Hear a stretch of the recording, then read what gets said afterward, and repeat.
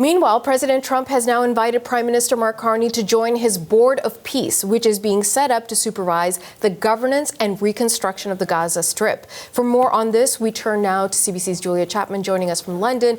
Julia, an invitation to the Canadian Prime Minister on this very key Mid-East board. What do we know at this stage?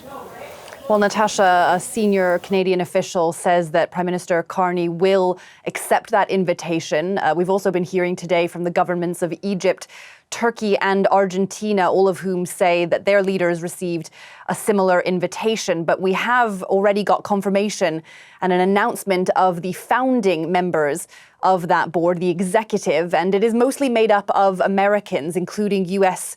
Secretary of State Marco Rubio, the overseas envoy Steve Witkoff, and Donald Trump's son-in-law Jared Kushner. They are joined by the former British Prime Minister Tony Blair. And the White House says each of these men will hold a different portfolio related to Gaza, from governance to reconstruction to regional relations. They'll oversee those areas, while on the day-to-day level, there will be a committee of Palestinian technocrats running things. That group has already met in Egypt yesterday. So we are starting to see the governance of Gaza taking shape, or at least a plan for it. But it hasn't been without its criticisms. Of course, it is very U.S.-centric. That has come with some concern from Palestinians who worry that there will be quite a lot of influence from Israel as a result.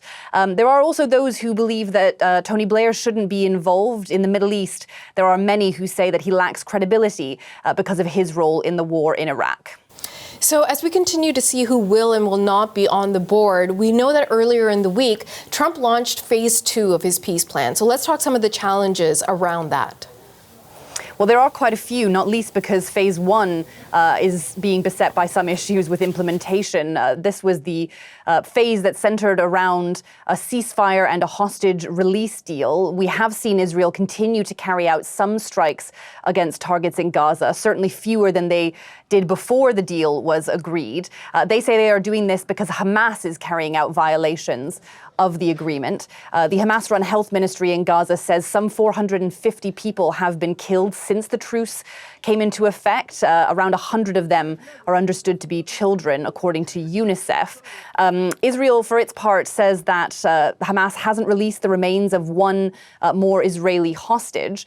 And aid groups have certainly expressed concern about the fact that there isn't enough humanitarian assistance getting into Gaza, something that they say Israel still controls. On top of that, a couple of Arab nations have said they won't join the International Stabilization Force. That raises questions about Gaza's security going forward. So there are certainly a lot of issues and a long road ahead when it comes to the peace process in Gaza. CBC's Julia Chapman in London. Thank you. You're welcome.